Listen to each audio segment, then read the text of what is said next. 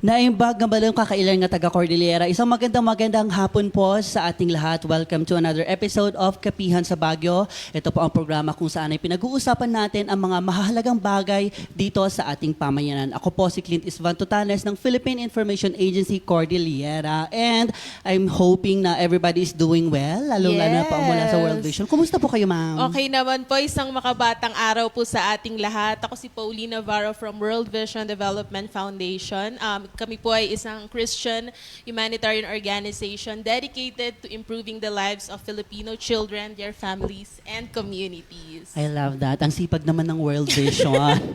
And nakakabata Thank yung tagline ninyo. Yes. Pero before we begin, no, sir, let's greet muna yung ating mga guests from the media.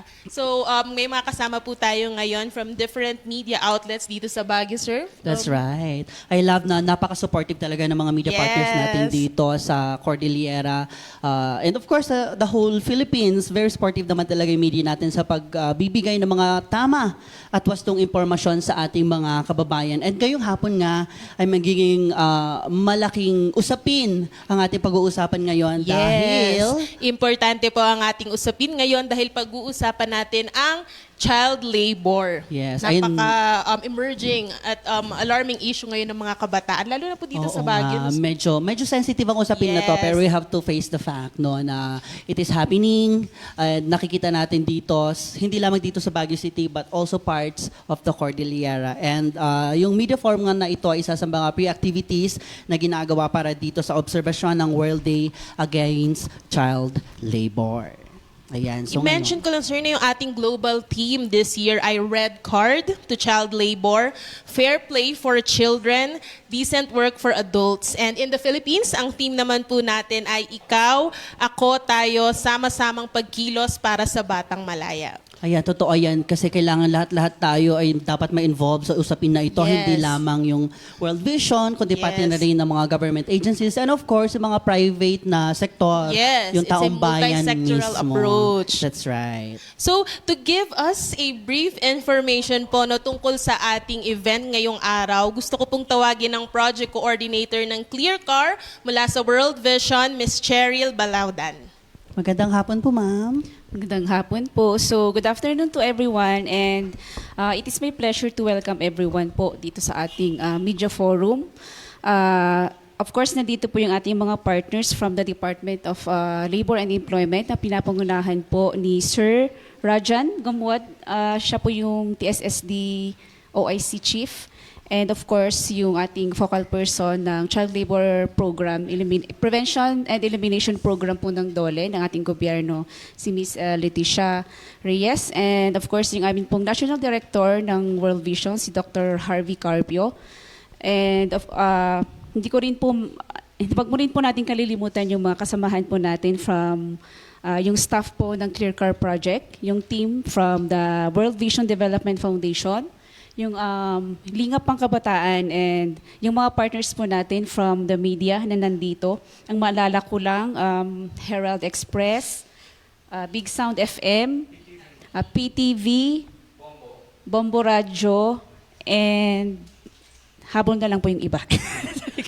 Ayun po. So, as mentioned earlier po ng ating mga kasamahan dito sa yung ating mga MC po, no? So, we are celebrating yung World Day Against Child Labor. Actually, yung celebration niya po talaga is June 12 every year. So, kung mapapansin po natin na sasabay po talaga siya doon sa ating Independence Day celebration. So, ayaw din naman po natin na sumabay yung ating mismong activity since mismong sa government ay marami din po silang mga activities na naka-line up. So that is why itong media forum po na ito ay minove forward lang po natin yung implementation niya. Kaya po tayo nandito ngayon. So yung media forum po na ito ay isa lamang po nga po siya na activity po ng World Vision, specifically po ng Clear Car Project para po dito sa World Day Against Child Labor. And ang purpose po ng media forum na ito is really to para po lalo nating kumbaga maipaalam sa mga tao po na yung issue ng child labor ay hindi lang po siya issue ng government or hindi lang po siya issue ng mga communities, kundi ano po natin siya, mas ma-address po natin siya pag tayo po ay nagsama-sama. Kung meron pong collaborative effort between the government, yung mga NGOs po na tulad po namin, and of course yung mga communities po natin. So hopefully po ay maging insightful and engaging po yung magiging media forum natin dito. And muli po, magandang hapon po sa ating lahat, and maraming salamat din po pala sa pamunuan po ng PIA sa pagpapaunlak po ninyo sa amin dito para po dito natin ganapin yung media forum po na ito. Maraming salamat po and good afternoon sa lahat. Yan, magandang hapon po. Maraming salamat. Maraming Miss salamat Cheryl. po, Miss Cheryl. No? Sir, magandang kasabay ng Araw ng Kalayaan, ang World Day Against Child Labor, dahil ang ating ini-aim ay ang mga bata ay maging malaya. That's right. Tunay na malaya mula sa karahasan, sa paggagawa, at sa lahat ng uri ng pang-aabuso. Totoo yan. Kasi kailangan nating protektahan ang future na generation para sa ating Yes. bansa. So, alam mo, masipag naman talaga ang ating mga government agencies, and that is why we are very grateful dito sa kapihan na ito na we are able to invite ang Department of Labor and Employment and of course, ang World Vision para pag-usapan ito. And speaking of sa ating mga panelists ngayong umaga, kumustahin naman natin sila. Yes! Exciting ang ating mga topic today. That's right. Ayan. Of course, joining us ngayong hapon ay walang iba kundi si Ms. Leticia Reyes of the Department of Labor and Employment, Cordillera. Ma'am, magandang hapon po. Kumusta po kayo? Ayan. So, magandang hapon po sa ating lahat. Thank you po sa pag-invite po sa amin. Magandang exposure po ito para at least malaman po ng lahat kung ano po ba yung mga programa po ni DOLE or ano po yung mga interventions po na binibigay po ni DOLE sa mga bata na napro-profile po namin. So, medyo kinakabahan kasi first time po. Ayan. Pero kakayanin po natin ito. So, yan, magandang umaga po. And masaya at na magkaroon ng ganitong experience. Ayan. Yan, thank you so much po, Ma'am Leticia. And of course, kasama din po natin ang aming National Director, si Dr. Herbert Carpio. Hello, Doc Harvey, kumusta po kayo? Ay, isang magandang good afternoon sa lahat po ng nanonood at nakikinig, at isang makabatang hapon sa ating lahat. Just like what Ma'am Leticia said, no, we're here to provide information about the programs, the activities that we've been doing to address and fight child labor, especially in the Cordillera region. Thank you, Doc Harvey. So abangan nyo later yung sharing from World Vision kung ano Yes. nga ba yung mga health hazards ng mga batang na-expose sa pagtatrabaho o paggawa na hindi tama sa kanilang edad, sa kanilang karanasan. No? So yun later i-share natin yan mula sa World Vision. And sa DOLE, ano naman yung kanila i-share nila, Ma'am Leticia? Ayan, of course, they are going to share, na-mention nga yung about sa programs ng DOLE, and of course, data. Kung Yes. ilan ba ang na-profile na child labor dito sa Cordillera. Yes. And of course, siguro mabibigyan din tayo ng breakdown per provinces kung dapat nga ba talaga tayong kabahan na marami ang mga child laborers or na-profile na child laborers dito sa ating rehiyon. Yeah, tama, sir. Kasi minsan no, yung data sa national, iba pagdating mo na dun sa mga provinces. At mas magiging affected ka kapag nakita mo, ito yung actual numbers ng Right. mga bata na na-expose sa pagtatrabaho no, sa kanilang edad. So, simulan na natin, sir. Oo, hindi Yung na po ating tayo first speaker. Yes! Magpapatumpik-tumpik Yes, pa. sisimulan na ayan. natin Kahit yan. medyo maulan ngayon, kailangan enjoy natin ang pag-uusap ngayon. And by the way, live po tayo sa Facebook page ng Philippine Information Agency, Cordillera, and naka-cross-post din po siya sa mga provincial information centers ng PIA. Wow! So, Yes. malaki ang reach natin Oo, ngayon, kailangan sir. makita or mapanood or mapakinggan ng taong bayan ang issue na ito. I know kasi very sensitive talaga ang issue na ito. Ayan, ang dami na Of course. nating sinabi. Ay, going back to the track. Ayan, welcome po natin si Ms. Leticia mula po sa Department of Labor and Employment para sa kanyang presentation. Ayan. So magandang hapon po. I-represent ko po yung mga data, mga interventions po or mga programs and services po ni DOLE sa mga na-profile po ng mga bata. So first po kasi, ang ginagawa po ni DOLE is to conduct yung profiling po. So every provinces po nagkakandak po tayo ng profiling. So for the year 2025, may na-profile po tayong 1,345 across all all provinces po ng CAR. So yung breakdown po niya is from Abra is 190, Apayao is 227, Baguio Benguet 366, Ifugao na 191, Kalinga Field Office na 180, and from Mountain Province po na 191. So based po doon sa na-profile po natin, ito po yung mga reasons kung bakit hindi sila nakapag-attend ng schooling or nagda-drop po sila doon sa school. So, ang pinaka-top 3 po natin dyan is yung to engage in paid or self-employment to augment family income. Tapos, susunod po, yung cannot afford to go to school and also not interested po sa school. So, yun po yung top 3 reasons kung bakit hindi po mapasok or nagda-drop out po yung mga bata. Based po doon sa profiling din po natin. So, next po is kung ano namang nature or work or kung ano pong sector sila.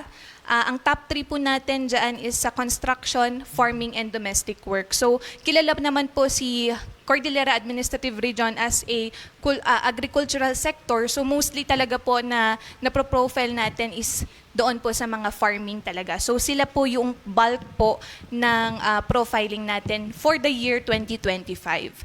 So, for the year 2026, ongoing pa rin po ang profiling po namin. Pero reported as of May 31 po, meron na po tayong na-profile na 1,042.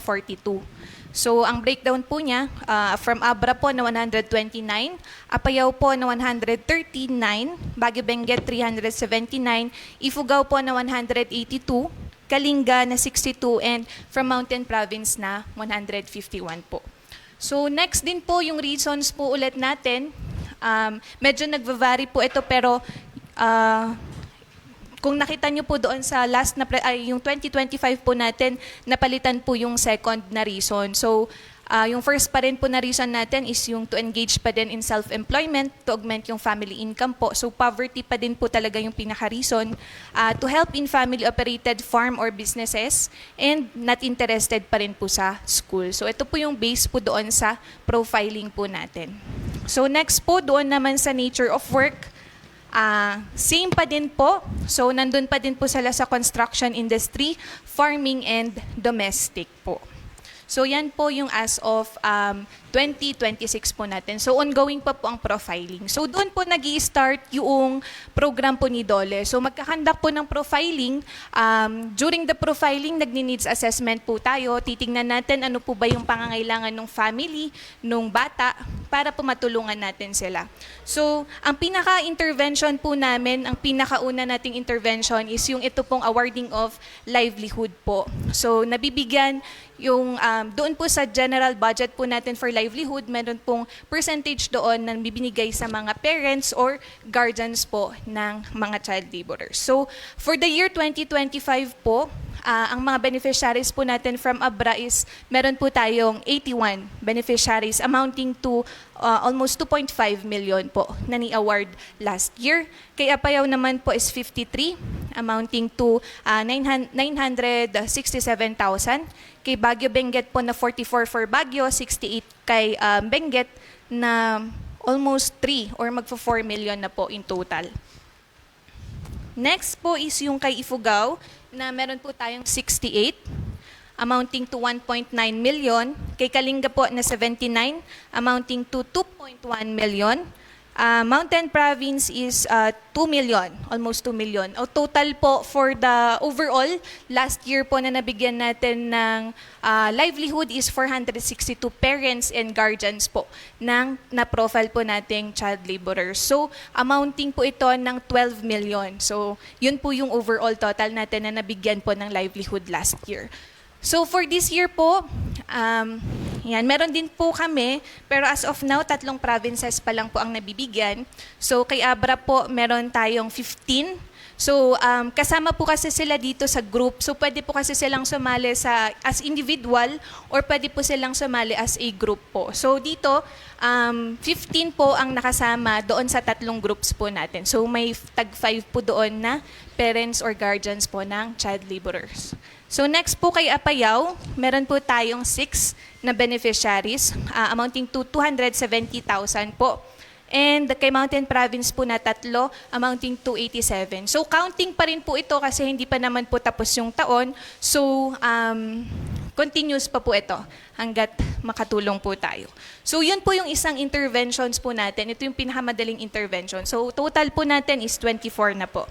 So, ang very bago po for the last year na implementation po natin, meron po tayo ng Information and Service Caravan. So, ito po yung one-stop shops ng mga government agencies, hindi lang po government agencies, but also other NGOs. So, partner po natin si World Vision sa pagkandak po nitong Information and Service Caravan. So, nag-start po siya last year. Every quarter po tayong nagkakandak nito para doon sa, kumbaga ito yung mga pampering activities and mga one-stop shop na doon napupunta yung mga parents or yung mga children natin kapag po para hindi na sila pumunta masalo kapag malayo po doon sa kung nasaan po yung sentro natin. So, for the first quarter po, naganap po ang ating first quarter caravan dito po sa Baguio, dyan po sa may Luwalhati. So, ang total na number of participants po natin dyan is 219 po.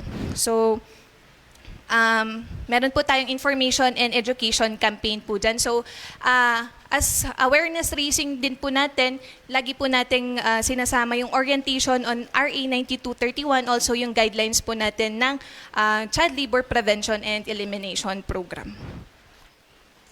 Next, nakakapag-award din po tayo dyan ng mga livelihood kits. Also, meron tayo yung Project Angel 3 po, wherein yung mga government agencies or yung mga non-government organizations, sila po yung mga angels na tinatawag natin. So, nagdo-donate po sila ng mga school supplies or any educational hygiene kit na binibigay po natin doon sa mga profile po na child laborers. So, yon. Also, next po is yung doon sa second quarter po natin, doon naman po sa Tabuk, Kalinga naman po yan. So same po, one-stop shop po siya, nandun lahat ng mga government agencies para yung mga parents, yung mga child laborers po natin, doon na po kukuha ng mga service programs and services ng iba't ibang government agencies. So third na ano po natin, information caravan is sa Apayao naman po. So kung napapansin nyo po, parang per province po naglilibot tayo for the information caravan para hindi lang po dito sa Baguio. So lahat po niyan, nabibigyan po yan ng intervention. So same po, ganun pa din tayo. Yung mga orientations, livelihood kits, Project Angel 3, also partnership with the World Vision, and also yung mga GCIs po natin, yan po yung mga non-government organizations. Lastly po, doon sa fourth quarter caravan naman po, naganap po yan sa Mountain Province. So, same pa din po. Ngayong year po, yung for the 2026 na information caravan, ito naman po yung mga hindi natin napuntahan last year. So, for the first quarter po, so since meron na tayong 2 quarters na natapos, for the first quarter po, doon po tayo sa Abra nag-celebrate naman ng Information Caravan. So, for the second quarter this year, dito naman po sa Ifugao. So, ang next po natin is sa Benguet and babalik po ulit tayo sa Kalinga for the fourth quarter. So, per quarter po tayong nagkakandak ng ganito para at least nilalapit na po natin yung mga serbisyo at programa po ng mga government agencies para hindi na po sila ang babiyahe pa at maghahanap pa po. So, yon. Also, ayan, natapos na doon yung presentation. Pero isa pa pong intervention natin is yung pag-strengthen po nung RCACL natin or yung Regional Council Against Child Labor, wherein dito po lahat kinokollect natin yung mga concerns ng mga government agencies para ma-address din po natin yung issues with regard po sa child labor cases. So dito po nagdi-discuss lahat ng councils wherein member po dito as chair po ang Department of Labor and Employment, co-chair niya po si DSWD, members po from other government agencies kasama po ang ating World Vision and CPIA po. So yun po yung mga interventions po natin with regard po sa child labor. Sa DOLE pa lang po yun. Ayan, maraming salamat, Miss Leticia. Ayun, nakita natin yung data dito sa Cordillera and medyo mataas nga kasi 1,000 plus. And to think na Yes. mga kabataan na nagtatrabaho talaga. Siguro bago tayo mag-dive in pa sa pag-uusap, kailangan maliwanagan tayo. Ano ba talaga ang definition ng child labor? Kasi baka mamaya sabihin ng mga ibang kabataan, ay, naghugas ng pinggan, ganyan. Tapos bigla, ay, child labor na to. Ganyan, kailangan ma-clarify po tayo. Ayan. So, ang definition po natin ng child labor based po doon sa RA 9231 pa din po natin. Doon po sa child, basta po less than 18 years old na hindi po, ito yung mga exemption natin, ano. So, ang general rule po natin is yung mga all worst forms of child laborers. Ito kasama yung slavery, yung sa mga pornographic, yan po. Yun yung mga worst forms of child labor natin. So, ang exemption po natin for the child labor is ito yung mga artista or yung mga kasama po sa public entertainment. So, basta po hindi napre-prejudice yung pag-aaral po nila, hindi nako-compromise yung pag-aaral nila, yung health, and yung education po. And also, kapag po yung negosyo po or yung mga businesses ng family is sila lang po yung owner mismo noong business na yon, and lahat ng family members is sila lang din po, hindi po siya considered as child labor. So, yun yung boundaries po natin with regard doon. No? Mas lalo na ang pinakaano talagang crucial po dyan is dapat po hindi napre-prejudice or hindi nako-compromise yung safety, health, education, and development po ng bata. So doon po yung boundaries natin with regard po sa child labor. So hindi po lahat ng activity or lahat ng trabaho is child labor agad. Baka yun po yung maging misunderstanding po. Ano. So yung mga paghuhugas po, yan, yung mga pagtutupi ng damit, yan, hindi po yun considered as child labor. So, kasi kailangan po yun matutunan ng mga bata, mas lalo na pag lumaki po sila. So, yun po yung mga considerations po natin. Thank you, ma'am. No, na-mention ni ma'am na yung paghuhugas daw or pagtutupi ay gawaing bahay po yun. Pero pag Yes. ginawa na yun sa ibang bahay, child labor na po siya. Kasi Oo. syempre, ano na po yun domestic work, which is a Yes. form of child labor. So, I think mahalagang tignan yun, sir. No? Kasi Oo. minsan sinasabi, pinaghugas ko lang naman siya ng pinggan pero kung nakalabas na siya sa bahay, kung saan dapat ay safe siya, nandun na siya sa ibang bahay, at binabayaran na siya para gawin yun, it's considered a child labor. Ayan. Diba? Tama po, ma'am, na para yun yung mga difference, sir, ng child labor and child work na mahalagang nadidiscuss sa mga ganitong usapin. That's right. And na-mention doon, ma'am, most of the cases, sabihin na natin, ay sa construction, farming, Yes. and ano pa yung isa? Domestic work po. Domestic. So, can we say na common talaga siya na nakikita doon sa mga... Kasi diba dito sa Cordillera, mga vegetable farmers, ganyan. So talagang nakikita natin na may mga kabataan na nag-work doon sa mga farms na nako-compromise ng pag-aaral nila, yung mga ganon. Yun po, isa po palang intervention din po ni DOLE is yung to monitor po. So once po na na-profile sila, magkakandak po si DOLE ng monitoring. So babalikan po natin yung bata kung talagang nandun pa rin po ba sila sa kung saan sila na-profile. So once po na na-determine natin na wala na po sila doon, yan, nire-record na po naman natin na either withdrawn, ganyan po. So continuous monitoring po siya. Yun po. Okay. Yes, thank you, ma'am, sa pag-share. Kanina nakita din natin dun, sir, no, yung isa sa mga issues ay poverty. Yes. Yan talaga lagi yung Oo. nagiging main cause, no. Pero may mga meron ding mga sinasabi na hindi naman nila gusto napilitan sila or Oo. kinailangan nilang magtrabaho para sa pamilya. Hindi para yumaman or magkaroon ng mga opportunity. Siyempre, bata gusto niyan mag-aral, maglaro, Right. maging malaya. Pero dahil napilitan o kinailangan, dahil sa kahirapan, malungkot na makita yun, sir. Oo Na even, din. lalo ngayon na nandito siya sa data natin dito sa CAR, na nung sa national lumalabas din yan, pero makikita mo siya sa mga provinces, iba pa din pag nakikita mo na isa yun sa mga actual causes kung bakit meron pa ding child labor. Kung sa ano sa And tingin mo? it's really sad na makita Yes. yan. But siguro with the help of the Department of Labor and Employment and of course ng World Vision, ay sama-sama nating mawakasan Of course. ang child labor. Maganda at pinakita ni Ma'am na yung collaboration Yes, that's with right. CSOs, with World Vision, of course. Sa RCAC-L. Yes. Nandun tayong lahat. Yes, Happy. iba't ibang agencies. So, we're very grateful po sa collaboration ng bawat isa to That's address the issue. Okay. Next na usapin na. Baka kung saan na tayo Yes. mapunta. Baka tayo na yung ginawang panelist dito. Ayun. Anyway, go Yeah, ahead. so since whenever we discuss child labor po, no, our topic oftentimes center on poverty, as mentioned kanina, no, children not going to school, reporting hotlines and government programs and data. Mahalaga siya, of course, na pag-usapan, but we sometimes overlook discussing how working in hazardous conditions slowly affect children's health. Ano nga ba yung mga posibleng sakit, sir, sa tingin mo, ng mga bata na child laborer?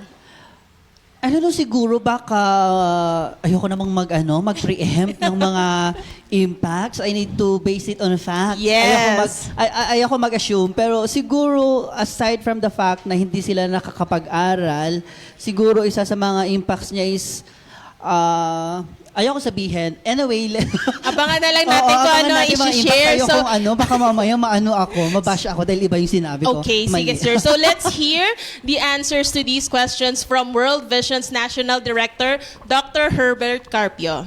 Take it Magandang away, hapon, Doc. sir. Magandang hapon, no? Nakakatuwa naman yung discussions nyo already. But siguro what's unique with me being invited here in this forum is I wear two hats. I'm a medical doctor by profession, and I've been working with children for more than 16 years. I also wear the hat of being the National Director of World Vision, which uses the lens of child protection being community-based naman. No? But during this time, in the presentation I prepared for you, I want to look more into the physical, the effects on the physical development, psychological impacts, no? And yung kumbaga parang systemic stealing of the future and potential of children who enter into child labor early in life. Okay. Sige, next slide po.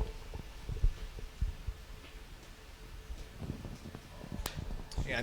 Nakakatuwa kasi minsan no, pag nababasa natin or napapanood sa TV or nababasa sa social media, yung report tungkol sa isang bata na nagtatrabaho kasi resilience agad yung ating binabrand sa kanya. No?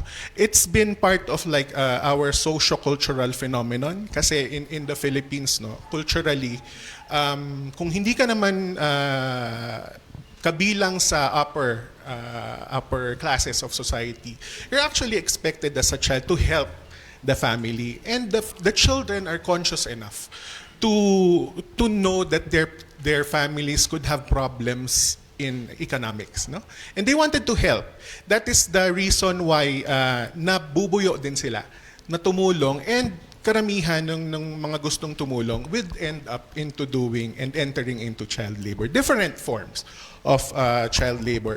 But being a doctor, I want us to zero in on the physical effects, no? And physical, psychological effects of child labor here. As a doctor, I would want to make this bold statement. Child labor is not about resilience. It's actually biological theft. Ninanakawan natin yung mga bata na nag-undergo ng child labor. Ano? So isipin mo yung 12-year-old child working an 8-hour shift sa agriculture, no? Nagtatanim. No? So yung katawan nila hilaw pa, very immature, and they become subjected to these, even though mga short-term lang to, tingin natin na engagements, they can pay a permanent price on the bodies of the children. So I want to also call out everyone who's telling these stories to not view this as resilience, but instead to view this as a critical public health concern. No? Being a doctor, a critical public health concern and a violation of child's rights. Okay. Next slide, please. Sige, so let us look closer, no, at what this harm produces in this region. In Benguet, it takes the form of gagaya ng sinabi ni Ma'am Leticia kanina, no? Yung vegetable farming, andyan yung mining, no? Domestic work, andyan din siya. Globally and nationally, merong rising silent kind of child labor. And this is one of the worst, if not the worst, which is online sexual abuse and exploitation of children. At rising yan dito sa Pilipinas. In fact, we are one of the principal hubs in the creation of child sexual exploitation materials in the world. No? I just want to quote to cite the Scale of Harm report done by International Justice Mission, which has revealed that up to 500,000 children nationally have been vulnerable to online exploitation networks, often driven by extreme poverty and yun ding pagkakaroon na rin ng innovation and connections even in the rural areas, no? Yung connectivity, mobile connectivity sa internet. Next slide, please. So I want us to to dive deeper into the clinical science of child labor. No? Children are not miniature adults. Okay? Kailangan isipin natin yan. Hindi sila mga maliliit na matatanda. Okay? So anatomically, hindi pa mature yung skeletal systems and they are very much vulnerable. Yung long bones ng mga children grow from yung tinatawag nating epiphyseal plates. At kapag subject to stress ibig sabihin na yung mabigat yung mga binubuhat, no? Like when carrying crates of vegetables or yung mga loads kapag nagmamining yung mga rocks, no? When they exceed about 20 to 30% of their own body weight, itong mga growth plates na to, they suffer microtraumas, premature compaction, nagkakaroon ng mga microfractures. And the clinical result of that, nagkakaroon ng stunted growth, permanent spinal deviations, like yung tinatawag nating scoliosis, no? Nakukuba, and structural joint breakdown. I want you to focus on those two photos, no? On the slide. Yung nasa left, that is the normal spacing between two bones. Doon sa picture on the right side, you can see a narrowing doon sa space between the two bones. So that is actually compression of the cartilage, no? So ano ang epekto niyan? Anong nararamdaman ng bata, no? Para kang matanda na merong osteoarthritis. So masakit, pwedeng namamaga kasi nagkukuskusan yung mga buto na yan. Okay, so that also, that added stress, nagkakaroon ng bone spurs and that adds to the pain that can be experienced by the children who are having those kinds of situation. And tong structural damages na to, no, cannot be undone by adult medicine intervention. Pwede, pero malaking gastos at maraming pagdadaanan. Okay, in our next slide, I would also want to discuss to highlight, no, itong chemical and pulmonary toxicity, especially in agriculture. Hindi ko sinasabing nangyayari, but even though they are provided with proper protective equipment, yung paghahalo ng pesticides and ng fertilizers, no, we call them organophosphates, can lead to organophosphate poisoning. Okay? At marami yung pwedeng effect, especially in the brains of our children kasi nagko-cross siya ng blood-brain barrier. Okay? Itong mga organophosphates na dyan. Aside from also being, yung pinaka-earliest physical effects niya is yung damage sa lungs. Also on that, kung halimbawa yung mga children who are into small-scale mining, no, pag nagdidikdik sila ng mga bato dun sa mga mining shafts, they can inhale yung mga silica, no, maliliit na particles made of silica, and this could cause yung pulmonary silicosis, which is also detrimental to the child. Next slide, please. I want you to focus also again on those slides, on the pictures on the slides. The left one is the X-ray of a normal lung. Okay, top right is a case of silicosis. So nagkakaroon ng massive scarring Mga scars yan, which is caused by the inhalation of those silica particles. And then the one at the bottom right, is nakakakita kayo ng clumping, no? Yung parang mga sabog-sabog na bulak. Those are actually consolidations caused by organophosphate inhalation and poisoning in the lungs. So pag damaged ang lungs, mahirap huminga. Mahirap ang oxygenation ng blood, nakaka-apekto sa function ng brain and different other organs in the body. Next slide. So meron din tayong tinatawag na toxic stress, no? When a child is constantly, actually hindi lang child, kahit tayo as adults, but most especially for children, when they are subjected to constant stress, nagkakaroon ng bombardment of cortisol. Cortisol is a hormone that activates your fight mechanism sa katawan natin. So parang since laging may baha ng cortisol sa katawan natin, ina-identify yon ng katawan natin na kailangan laging alert ka, lagi kang palaban, laging ready ka sa mga pwedeng mangyari, no. And that is toxic for the pediatric brain, no.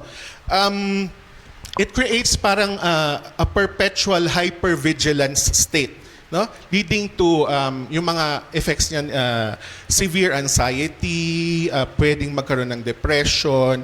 We could have a psychological condition which is also known as learned helplessness. Parang ano pa bang kaya kong gawin? Lahat ginawa ko na. 'Di ba? May mga ganyang emotional toils also. In essence, child labor physically alters the child's capacity to learn. It bars them from breaking out into the cycle of poverty. Kasi nga, merong epekto sa brain yung laging constantly iniisip mo na kailangan lagi kang palaban. Yun yung iniisip ng brain natin, ng katawan natin. Next slide, please. I wanted to introduce this. This is actually the one that's being done under the Clear Car project, no, in cooperation with the EU, Lingap Pangkabataan, and the government of different governments of the Cordillera Autonomous Region, no. So how do we fight this effectively? With the Clear Car framework, this focuses heavily on institutional defense, no. Andiyan dyan yung institutional reactivation, like reactivating the BCPCs, the Barangay Councils for the Protection of Children, yung capacity building on the local referrals and case tracking mechanisms. We've partnered with DOLE especially, no, to step up structural profiling like what Ma'am has said.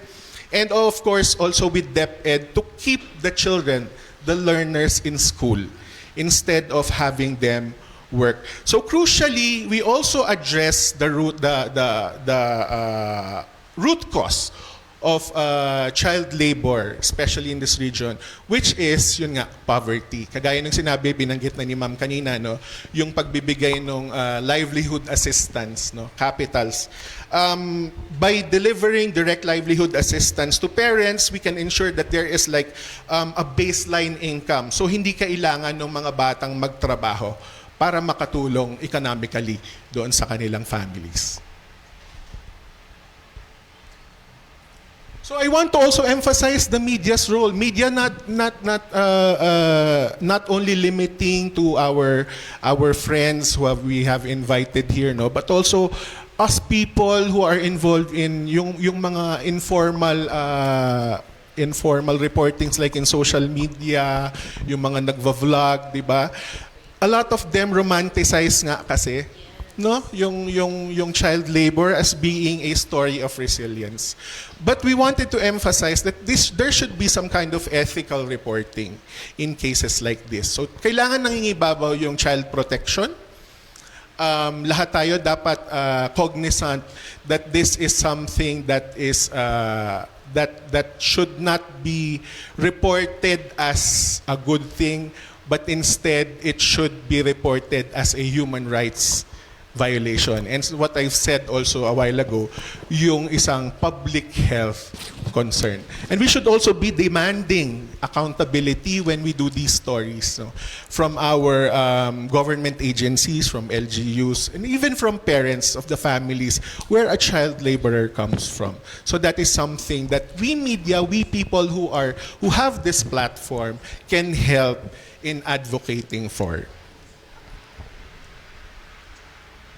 So I think this is my last slide for this presentation. What we need to remember is, one, that child labor causes permanent skeletal damage, pulmonary silicosis, and and irreversible effects to the immature child of immature body of a child, ano. And then the second one is yung tungkol sa toxic stress. Toxic stress from chronic labor physically alters the brain architecture, destroying the child's capacity to learn and escape poverty in general. And that media and those that are given the platform to tell stories must reframe child labor as a public health crisis and human rights violation instead of having it told as a story of resilience. So hanggang dun po muna, and maraming salamat po. Thank you so much, Doc Harvey, sa inyong sharing, no? Ano pinaka-important part para sa'yo sa mga sinabi ni Doc? I think sa akin, one of the most important thing na kailangan nating ma-realize is that napakalaki ng impact ng child labor sa mga kabataan.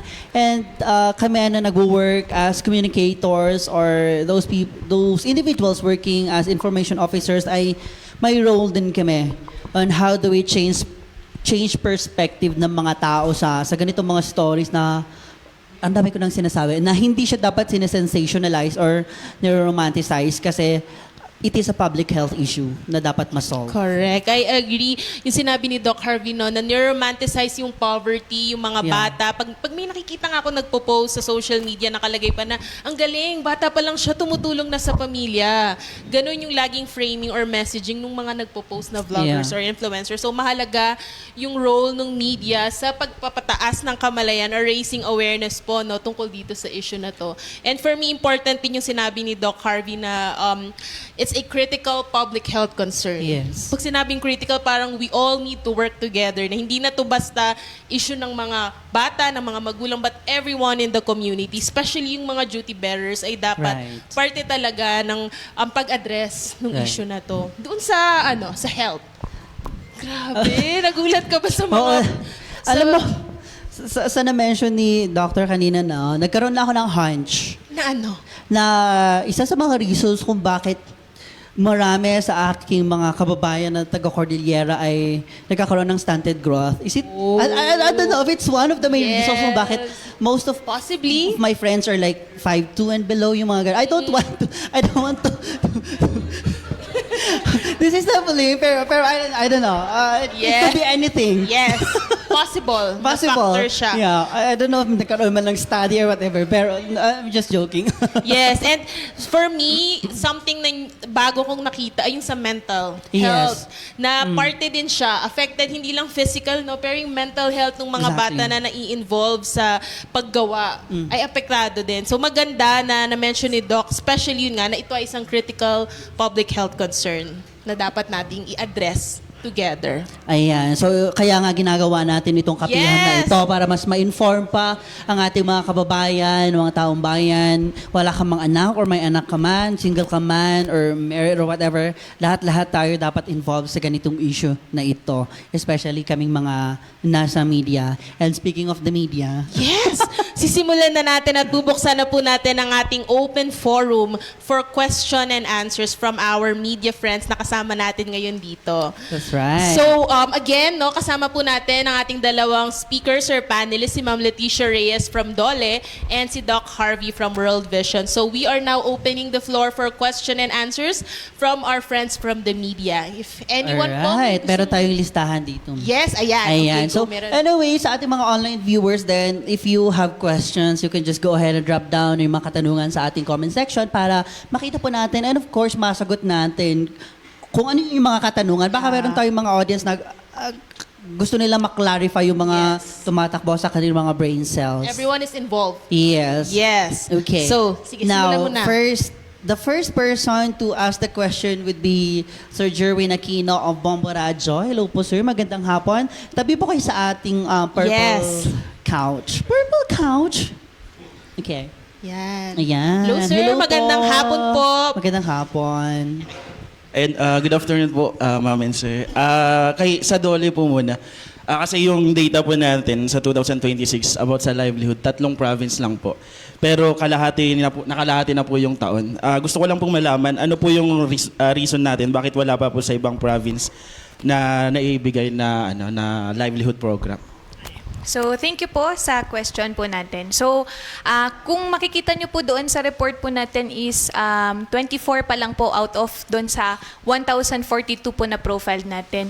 Doon po sa aming general fund for the livelihood, may allocated po doon na 20% for the livelihood po for the parents and guardians of child laborers. As of now po, ang mga papers po nila, may mga proposals na pong dumadating po sa amin. Ongoing pong evaluation po yon. Ang nireport lang po namin as of now is yung doon po sa page. So yun na po yung siguradong sigurado.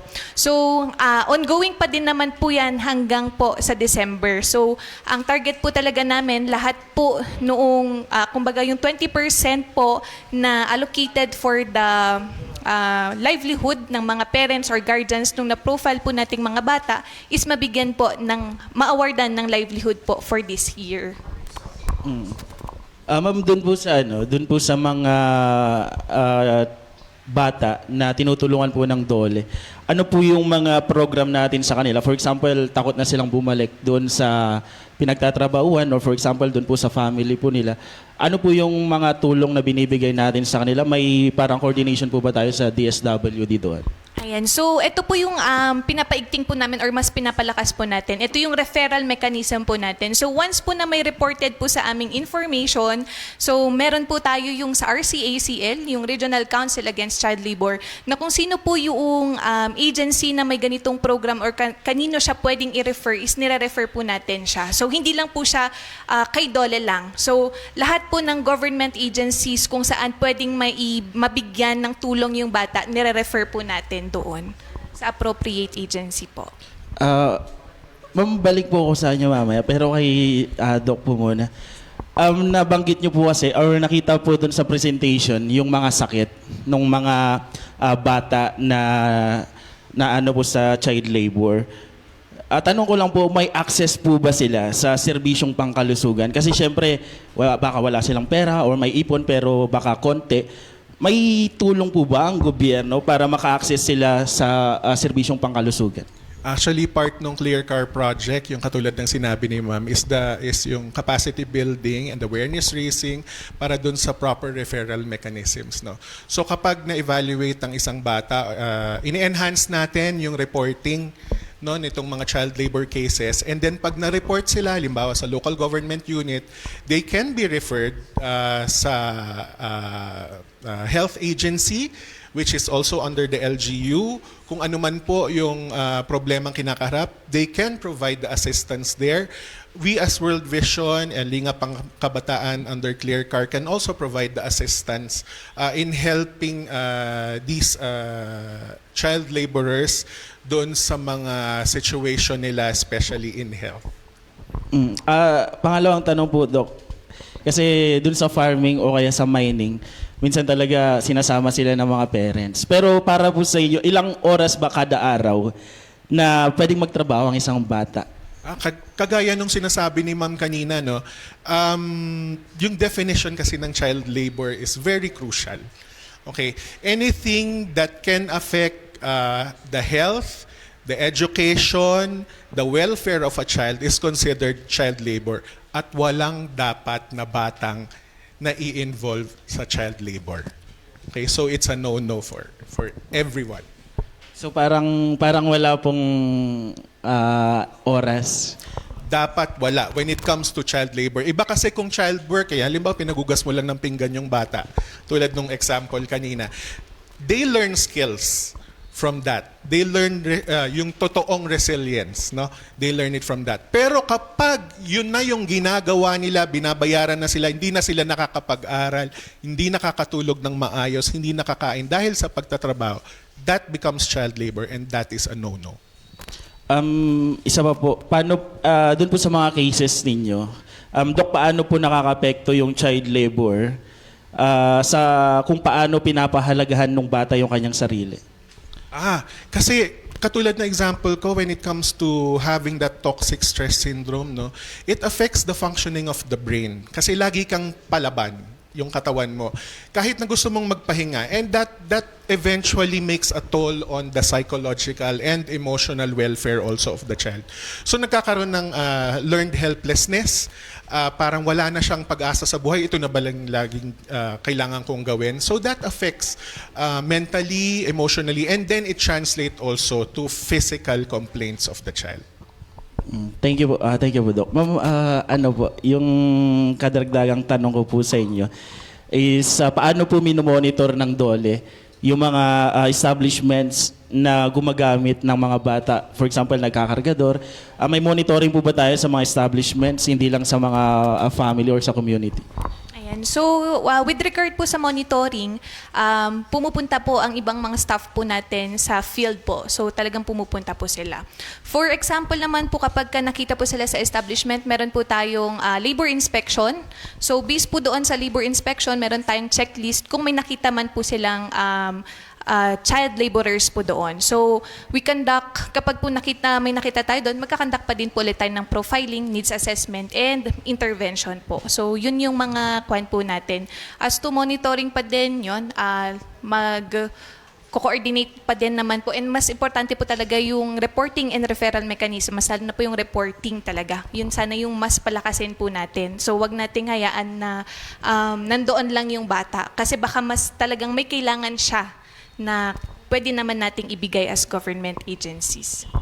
Ma'am, dun sa mga cases po natin, last year is mahigit 1,000. Ano po yun, ma'am, sinumbong or base po yun sa profiling po ninyo? At sino-sino po yung nagsusumbong, kamag-anak, teachers, or sila mismo, yung mga bata mismo yung lumalapit?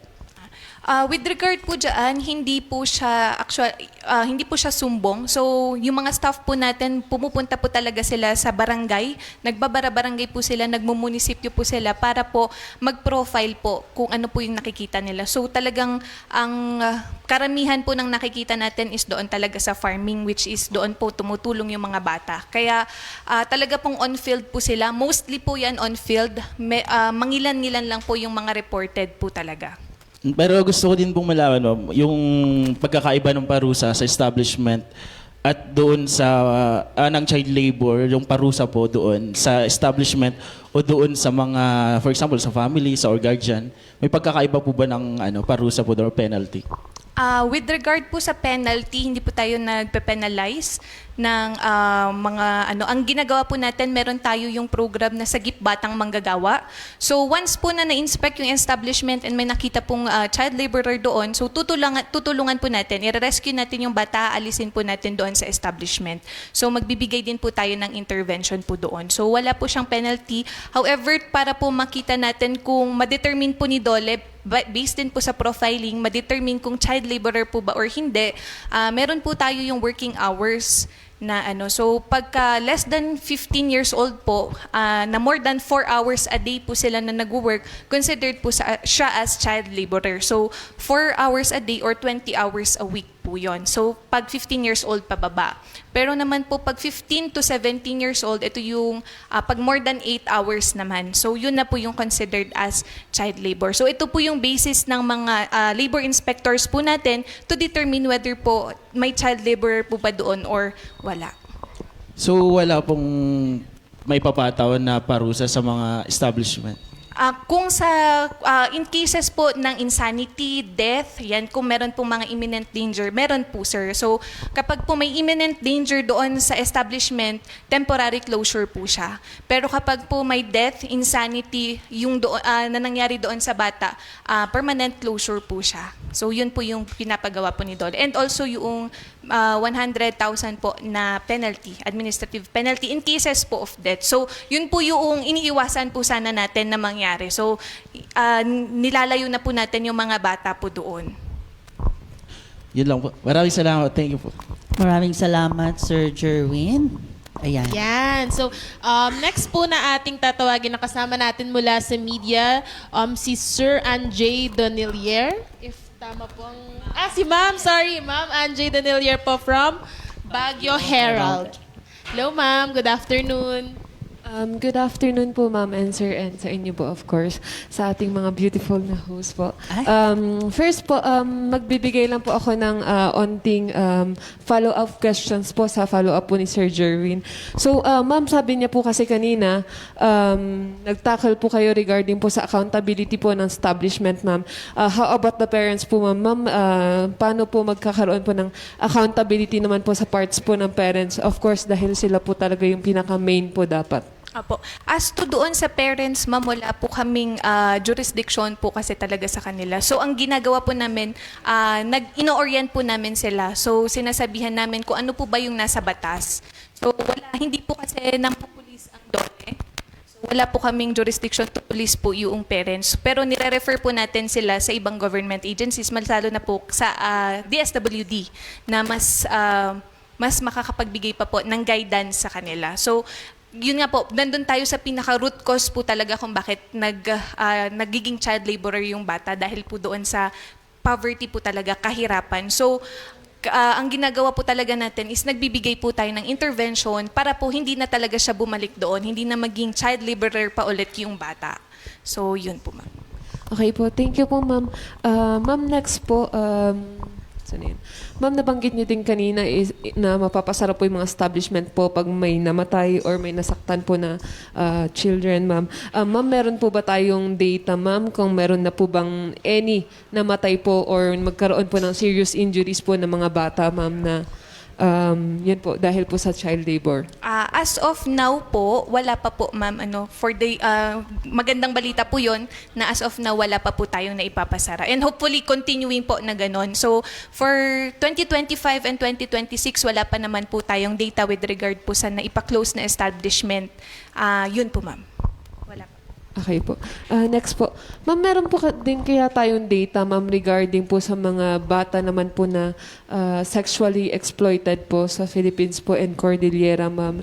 And ma'am, sa tingin niyo, ma'am, alarming po ba itong online, ma'am, and physical po na sexual exploitation po? Ayan. So, ito po yung mahirap din po kasi lumipat na sila sa online. So, as of now po, wala po kaming data with regard po dito. Siguro po sa ibang concerned agency, ma'am, sila po ang merong pong data. Pero sa amin po sa DOLE, wala, as for reporting or any referral po sa amin, wala pa naman po kaming data na nakukuha. Okay po. Thank you po, ma'am. Yun lang po yung so far yung questions ko. Ayan. Thank you, Ma'am Anjay. Next Ayan. po. Ayan, so maganda talaga, ma'am, na meron tayong RCAC-L kasi yung mga issues or concerns na hindi nare-reach ng DOLE or hindi kayang anuhin ng DOLE is meron yung mga agencies din na, yes sir, may additional Can I just add to that, no? Yung part din kasi nung Clear Car Project is yung awareness raising, especially sa parents, no? Information, dissemination, awareness raising on children's rights, child protection, na itong child labor is actually part of violation of children's rights. So kasama yan sa pinagsisikapan natin under this project. Ayan. Thank you so much. Okay. Sige, ang susunod po nating tatawagin ay si Mark Dave Carbonell mula sa KBP 95.9. Good afternoon, sir. Hello, good afternoon po. Hello, ma'am. Good afternoon po. Ma'am Leticia po. Good afternoon po. I am Mark Dave Carbonell po, an intern from KBP 95.5 Big Sound FM. Here is my question po. Despite laws such as Republic Act number 9231, gaya po ng sabi niyo po kanina, government programs aims to protecting children po, Thousands of Filipino children po continue to work in agriculture, street vending, fishing, and other informal sector dahil po sa poverty and lack of economic opportunities gaya ng sabi niyo po kanina. On the occasion of the World Day Against Child Labor, should the Philippines po ba consider allowing regulate part-time work for children for low-income families instead po of strictly prohibiting child labor, given that many children work out of necessity to help their families to survive po talaga. Would such policy po ba protect children better, or would it risk normalizing child labor and weakening efforts to keep young people in school? Ayan. So ang ini-aim po talaga natin, tulad nga po nung sa strategic framework po natin is by 2028 meron na po tayo, wala na pong child laborer dito sa Philippines, no. So yung zero or child-free Philippines po tayo or batang malaya. So yun po talaga yung pinaka-aim po natin. So ang pinakauna talagang tina-target natin na matulungan is yung parents po para yung mga bata hindi na po talaga sila bumalik po as pagiging child laborer. Although alam po natin talaga na yun nga yung pinaka reason po talaga yung kahirapan. Hindi na talaga natin yon mapipigilan po ano. So ang ginagawa talaga natin as government agencies and also yung mga non-government organizations, yan, nagtutulungan po tayo para at least by end, hopefully talaga po, yung mataas na pangarap po natin by 2028 is wala na pong child laborers. So, maganda po na may ganun tayong batas, and also sana po madagdagan pa po yung mga policies and programs po natin para po lahat po ng, hindi lang po dito sa CAR, pero lahat po ng regions is ma-resolve po natin with regard po dyan sa mga child labor cases po natin. Yan, thank you po, ma'am. So, hello, Doc. Good afternoon po, Doc Herbert. A while ago, Doc, sabi niyo po kanina, the root cause of child labor is poverty. So, it means po, when it comes on it, bakit po kaya hindi family planning made by the parents are yung pinaka-real cause po ng child labor po? Or family planning. That's a very controversial observation. No? But it can be. But yung family size, if the parents are able to support economically, regardless of the family size, then child labor would not happen. That's why it's more important that we provide opportunities and help to these parents to be able to support their families economically. Kasi doon lang naman magiging sustainable itong programa against child labor. When we address the root cause, which is poverty, through providing economic opportunities to the parents of the children. Yan po, thank you po again. Thank you so much. Meron pa ba tayong questions, Regine? From Ayan, we anyone? still have questions over here. Miss Camille Beray from Baguio Herald Express. Ayan, maganda na meron tayong mga kabataan mula sa ating Yes. mga media na nakikita natin na they are also interested in learning things Very like involved na this. sila sa Yes. topic. So, andito na si Ma'am. Okay, good afternoon po. So, good afternoon po. So, since we know that children are more vulnerable nowadays kasi since they are becoming part of the digital space, are there actions to prevent them from being exploited and being exposed to these certain issues? And I think anybody can answer the question. So, meron po tayo yung OSAIC po, yung OSAIC law. So, yun po yung nagpro-promulgate po with regard po sa mga online sexual and exploitation po ng mga bata. So, yun po yung policies, yun din yung program and policies po na ino-orient din po natin sa mga parents, hindi lang po sa mga parents, pati sa mga ibang government agencies para in cases po na may ganun, meron tayong reporting po. Pero yun po, as of now po talaga wala pa po kaming natatanggap naman po na report, which is a good thing po. Thank you. Si Doc Harvey po would I like to add. agree, no? The anti-OSAIC law is, I think, has sufficient provisions to address this. Pero gusto ko rin i-highlight na this is a multi-sectoral problem. No? Yung OSAIC, hindi lang yan nakaatang sa, halimbawa, sa DSWD, no? Andyan yung Department of Justice who's also addressing the problems and concerns. There's DOLE, and malaki yung matutulong ng mga NGOs like us at World Vision in campaigning for and advocating for the full implementation of the law. No, para ma-address natin and fully ma-eliminate natin, matanggal natin dun sa listahan ng child sexual abuse online ang Pilipinas. So, do you think po there should be an age limit for children's screen time, or do you think it's not necessary? We do not want to curtail the rights of children. No? Yes. Mas maganda na i-educate natin yung parents that there should be these safeguards when we let them use itong mga gadgets or yung allow them to do connectivity. Pero hindi dapat parte yung pag-curtail ng rights ng children to access for free information, especially over the internet. So do you think that social media and other digital apps po should implement yung parang parental guidance po? Yes. Okay. That's a simple answer. Thank you, ma'am. Siguro kailangan mas maging stricter pa yung mga social Yes. media platforms na ito. Sa And I agree sa sinabi ni Doc Oo. Harvey, hindi dapat natin tinatanggalan ng karapatan yung mga bata to Yes. express themselves. Exactly. Instead, we should make the digital space safer for children. For everyone. Okay. Ayan, so kaya nagkakaroon talaga ng convention itong mga government agencies natin. I don't know, there was this one time sa convention center, nag-spearhead ang DOJ ng convention, mga government agencies, and they were talking about sa SAIC and OSAM. Yun, mga ganun na events nagkakaroon. Yes. And nagkaroon din ng mga pag-uusap. Basta maraming mga kabataan doon na na-involved.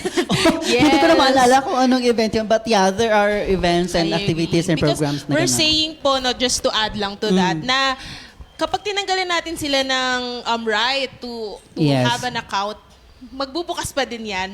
Yes. Or sa iba silang social media platforms pupunta, which may Yes. be more dangerous. Yes. So instead of stopping them or telling them to not have an account, it's important to make it safer for them. Yes. So, yes. Mas magandang maging mapanuri sila Of course. sa mga impormasyon na kanilang intake talaga.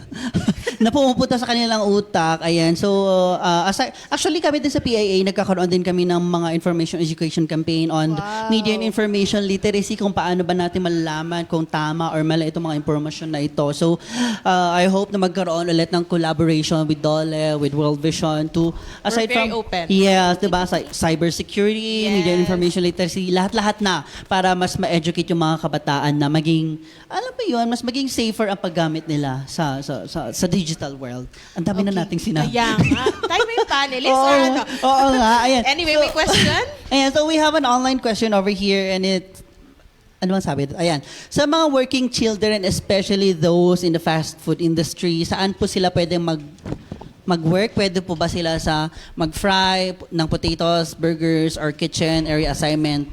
Ayan, so ano po ba dapat yung limit ng mga trabaho ng mga kabataan when it comes siguro sa, hindi lang siguro sa family business nila, may limitations daw po ba? Ayan. So, with regard po doon sa question, yan, medyo madami yan dito sa Baguio po kasi medyo madami tayong fast food chains. So, ang kwan lang po natin, basta po hindi po hazardous doon sa bata, at hindi din po, at dapat nag-aaral pa din siya. So, and also yung working hours po. So, sabi nga po natin kanina, basta po pag 15 years old to 17 years old, pwede po silang mag-work within 8 hours or 40 hours a week po. So, hindi po pwedeng sumobra doon. And also, kailangan kasi po nilang mag-secure din ng working permit from the LGU. Yes. And di ba may time yan? May time din po na until 10 yes po. p.m. Bawal po silang mag-work. Kapag po naman 15 years old and below, bawal po sila ng 8 p.m. and 6 a.m. the following day. Pag 15 years old to 17 years old naman is 10 p.m. to 6 a.m. the following day. So yun po yung restrictions po natin with regard sa time and hours of work. Ayan, so very clear naman. Ma'am, meron po ba kayong area where individuals can see yung mga restrictions, mga ganyan-ganyan? Baka meron po kayong... Yes po sir, included din po yan doon sa RA 9231 po natin. Nandoon po yung mga specifications nung worst forms of child laborers po, ay mga child works po natin na hindi pwede sa mga bata. Alright. Yes, and pwede din po nilang i-visit World Vision Facebook page. Ayan. Dahil nagpo-post po kami doon madalas ng tungkol sa child labor and OSAIC. So, meron kami mga awareness campaign, social media postings on this issue. So, pwede po nila makita doon. I love that. Kung masyadong mahaba yung law Oh. for them. Parang Meron- mga simplified ng mga version, information. yes. Kasi minsan pag, alam mo, ako din, pag nakita ko pa siya, ay, marami mo babasahin. Ganyan. So, it's good na sinisimplify nyo itong law para sa ating mga social media users. Now, may mga katanungan po ba sa ating mga media partners? Yes. Kasi kung wala, kami na po ang magtatanong. Ako naman, syempre bibigyan kami ng Anyone po? opportunity para magtanong. Yes. Okay. Meron pa po bang magtatanong sa ating Ayan, mga... sige. Wala na. Ako na lang. Oh, okay, go. Ayan. So, ako na lang.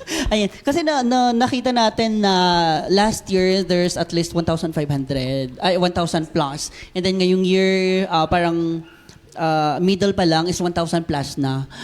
Are we expecting more reports or cases na maaari pang maidagdag sa mga na-report ngayon? Hoping wala. Hopefully po, hindi na po So, medyo nandun na po tayo sa ganong range pa lang as of now po. Kaya po medyo madami ngayon kasi ang kwan po natin is medyo tag-ulan po. Rainy season na po kasi. Kaya ang strategy po natin is more on the first quarter po tayo mag-conduct ng profiling para po pagdating ng first sem mag-profiling para pagdating po ng second semester, bigay na po tayo ng provisions ng mga assistants po. So, yun po yung strategy po natin. Ayan. So over the years ba, ma'am, nakikita natin na nag-i-increase yung cases natin or fluctuating? Nung na-report po siya sa national, si CAR naman po ang merong pinakamababa na from base po kay PSA, si CAR po ang may pinakamababang survey with regard po sa mga child labor. So, pakonti-konti lumiliit naman na po siya. So, yun po, nandun pa din tayo sa strategic framework po natin na by the end of 2028 po, child labor free na po tayo or yung batang malaya. Actually, nationally, yung based on the PSA data, from 2023 of 1.09 million, bumaba siya to 861,000 in 2024. So we're hoping that the trend continues to go down in the next few years. If I may add lang po, no, question din po sa ating mga panelists. Kasi kanina na may mention ni Ma'am Leticia, no, na maganda na walang report, but there are unreported cases as well. Lalo na po sa OSAIC, no, maraming mga cases na hindi nare-report dahil nahihiya or dahil kamag-anak nila yung gumawa nun. So what about po doon sa mga unreported cases? How will we address po yung ganoon na hindi nasasama sa report? Ayun, medyo mahirap po talaga yun, ma'am, kasi kailangan talaga namin na may information po sa amin para po meron kaming maibigay po na assistance. So, yun po, doon sa RCACL po natin, in cases, lagi naman po naming binabanggit na in cases po na may ganitong issue or concern na kailangan pong i-report, pwede naman po nila kaming tawagin po or pwede nilang i-refer po sa atin. So, yun po talaga, yung reporting mechanism po nila talaga. I would want to agree on that, no? Kasi awareness raising and the proper placement of a good referral or reporting mechanism. Kasi kung hindi alam ng community in the first place na ito ay part ng ganyang violation, hindi nila alam na kailangan i-report. Pangalawa, kung hindi nila alam kung saan i-report, hindi rin siya mare-report. So yun yung dalawang, I think, two pillars that we need to work on in terms of agree, Doc reporting Harvey. for OSA-XCs. Lalo na po yung mga red signs, red flags. Yes. Na dapat pag nakita nila yon, red flag Ay. na to, we should report it. I That's think important yun sa awareness raising. Ayan, so maganda talaga na hindi lang yung mga victims, basta lahat ng mga taong bayan ma-inform para kung nagkaroon man sila, na may na-observe sila or may nakita sila na something sketchy, Yes. di ba, mag-report na sila. Ayan. May tanong pa. Meron pa po ba? Wala na talagang may tanong. katanong. Sige, go, Sir Clint. Ayan. Siguro kumustahin natin yung Clear Car Project. Ano siguro nakikita natin na significant milestones natin since yung pagdating ng Clear Car and ngayong hanggang kailan pala yung Clear Car? Next year. Hanggang next year. 2027. Ano siguro yung nakikita natin na very good news na dapat malaman ng ating taong bayan with the Clear Car? Yung specific details can be referred to our Clear Car staff, no. But in general, we've created several awareness campaigns in the provinces of Mountain Province, in Benguet, and in Ifugao, no. Nakapag-provide na rin tayo ng capacity building, especially on creating that referral mechanism, no, enhancing that referral mechanism sa mga LGUs para ma-address yung concerns ng ating mga identified child laborers. And the most important part also is yung pag-address doon nga sa root cause of poverty, which we do by providing livelihood assistance to the parents and community. So nagpo-provide ang Clear Car ng financial assistance capital to start community-run livelihood projects para maging maging sustainable yung kabuhayan nila para hindi na kailangan magtrabaho ng mga bata. Ayan. Thank you, Doc. Doc, you might want to share naman po na sa side ng policies or other sustainability mechanisms that we have, especially po yung project ay, of course, time-bound until next Yeah. year. So, how can we ensure po na tuloy-tuloy yung ating mga nasimulang efforts po sa Oo, CAR? nakalimutan nating banggitin. Siyempre, in terms of sustainability would want to influence policies, no, sa especially on child protection, no, sa ating mga partners na local government units. We've been very actively advocating and campaigning for the localization of child protection policies in these three areas that we work on. Ayan. So magtanong pa. Ayan, kasi 'di ba, we have been handing out mga livelihood projects sa ating mga sa parents, sa mga profile ng mga child laborers. Ma'am, ano pa yung nakikita natin na challenges sa mga beneficiaries natin? I mean, other times na nag-fail yung project, paano po siya? Yes po. Medyo doon po tayo na nagkakandak din po kasi tayo ng monitoring doon po sa nabibigyan po natin ng livelihood. So, ang gusto po sana natin din kapag nabigyan po natin sila ng livelihood is sustainability po para hindi na po talaga bumalik yung bata. So, yung iba po doon, meron naman po tayong mga successful po na mga projects, meron din po namang hindi. So, in case man po na hindi po naging sustainable yung project, meron po kasi tayong 3 classifications po ng livelihood, yung restoration, enhancement, and yung formation po. So, once po na nakita natin na hindi pa siya sustainable and kulang pa po, pwede naman tayong makapagbigay po ulit. For example, nasunog po siguro yung kanilang, or nabagyo, ganyan po, meron tayo yun po papasok siya under sa restoration para po ma-restore ulit natin yung livelihood. Kapag po naman nakita natin na maganda yung performance nitong project po na ito, pwede po natin silang bigyan ng enhancement. So, yun naman po yung ano natin. So, hindi lang po dahil tayo nag-stick lang sa livelihood, nire-refer din natin sila kung baka kulang kasi sa training, ganyan. So, pwede nating i-refer kay TESDA, or kung kulang pa rin po ng financial assistance, pwede nating i-refer kay DSWD pa po para talagang maging sustainable po yung binibigay po natin sa kanilang mga assistance. We would also want to influence how the community, no, the members of the community where the Clear Car project is being implemented, to influence how they view money. No? So yung aming savings for transformation via the Community Managed Savings and Credit, yung COMSCA na tinatawag natin. So, nakakapag-ipon sila, nagiging habit yung savings, pinoprotektahan ng community, ina-encourage yung community to manage their own savings, at doon nagsisimula yung transformation on how they view money. Doon din nagkakaroon ng maliit na puhunan yung mga members ng ating COMSCA groups para maging panimula ng kanilang mga livelihoods.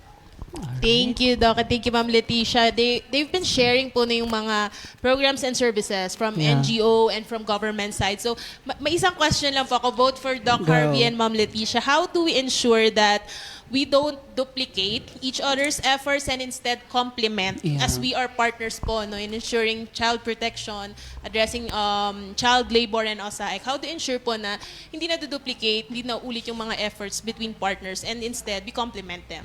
Ayan. So, meron po kasi tayo doon sa profiling tool natin, yung needs assessment po nung family and also nung children. So, kung ano yung talagang kailangan ng family na meron naman po kaming pwedeng ibigay, yun po yung ibibigay nating assistance. Pero however, kung nakalagay po doon na kailangan nila ng financial, since hindi po makapagbigay ng financial assistance si Dole, pwede nating i-refer siya kay DSWD. Also, yung mga trainings po na ganyan na kung kailangan nila ng trainings para sa kanilang business or mag-startup ng business, binibigay po natin yan kay TESDA. So, referral pa rin po siya. Also, yung mga listahan din po namin is open naman po, pero since protected po siya ng data privacy. Also kay SHIELD, under the SHIELD program, nangihingi po sila ng listahan ng mga pwede po nilang bigyan ng financial assistance. So yun lang po yung natin, hindi kasi talaga kami makapagbigay po in cash. So in raw materials po kami, except sa TUPAD po. Yun yung cash lang po namin, the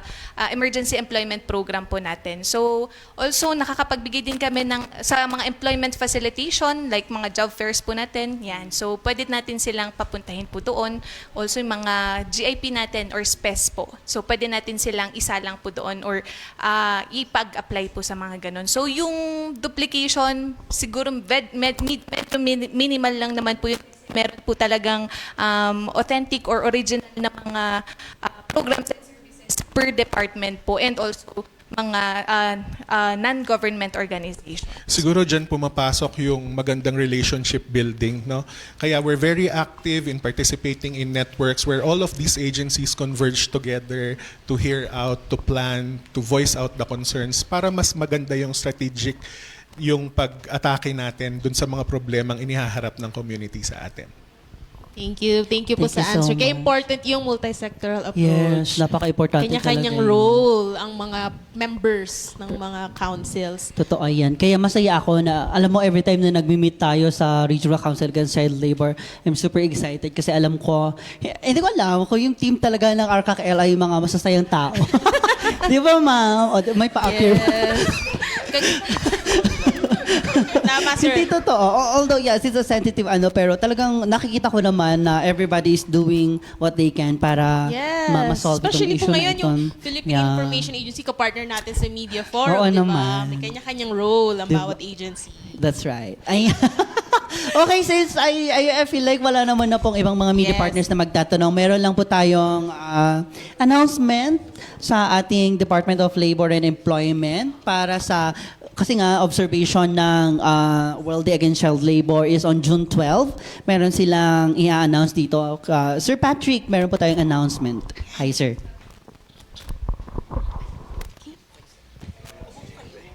Good afternoon, everybody. Sa June 11, in connection with the announcement of Ma'am Letty, meron tayong fun walk. 8:30 in the morning, we'll start from Vallejo area, going down to the Melvin Jones Grandstand, yung bandstand stage natin, yun sa likod. That would be at 8:30. We're inviting everybody, schools, mga kasama natin sa mga organizations and other stakeholders to join us in this fun walk, so that we could be able to support yung child labor program natin and protection of children. And then sa June 12 din meron tayong job fair, Kalayaan Job Fair, 128th Kalayaan Job Fair ito for in celebration of the Independence Day, yung 128th Independence Day natin. That will be at the Sky Zone ng Portavaga. It will start at 8 o'clock in the morning. And then, in the afternoon, 2:00 ng hapon, we'll be having the Project Angel 3.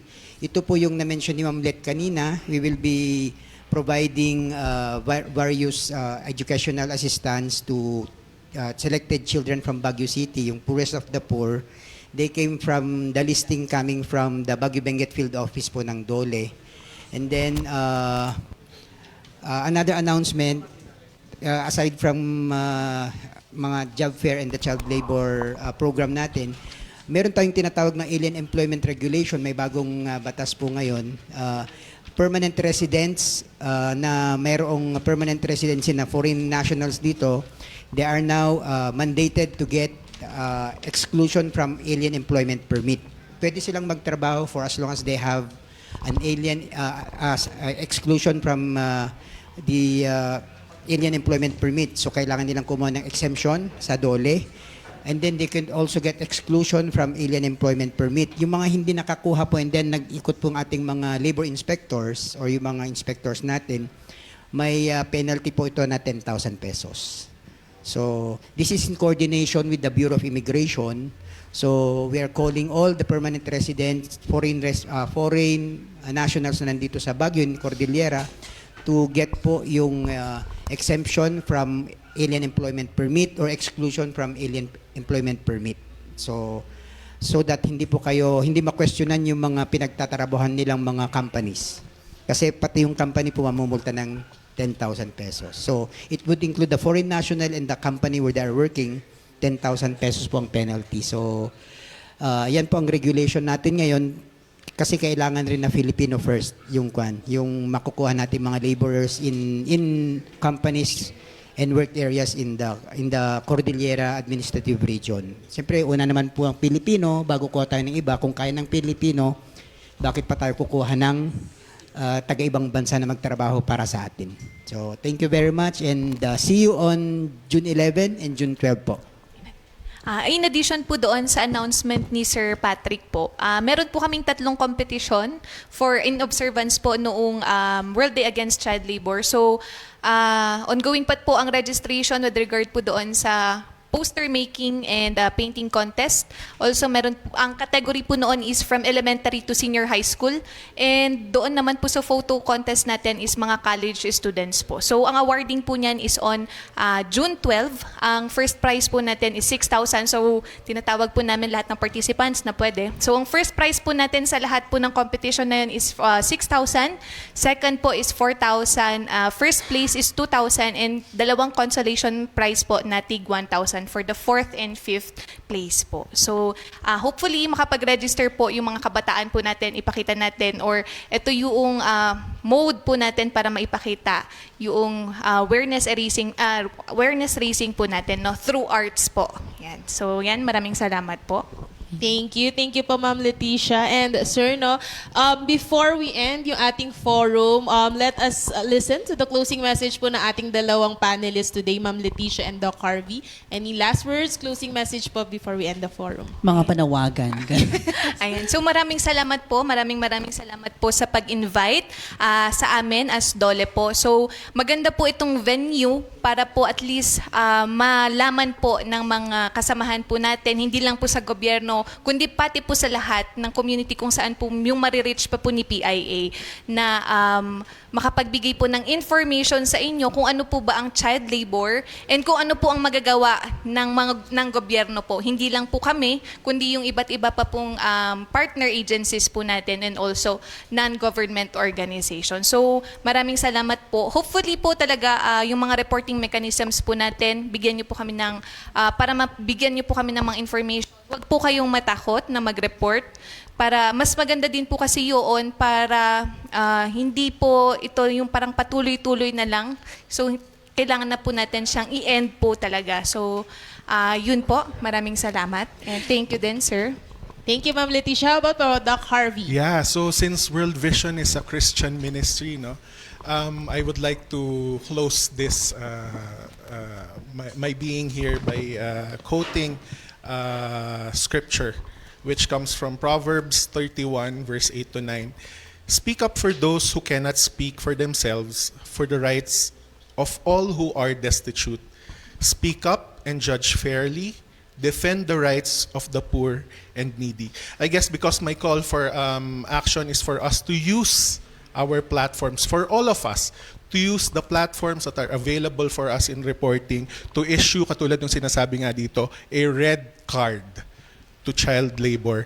Expose yung situations for what they truly are, which is 1, a severe public health crisis, and 2, a violation of children's rights. So let us speak out until every child laborer in the Cordillera region is back in the classroom, safe in the playground, and free to grow into their fullest potential.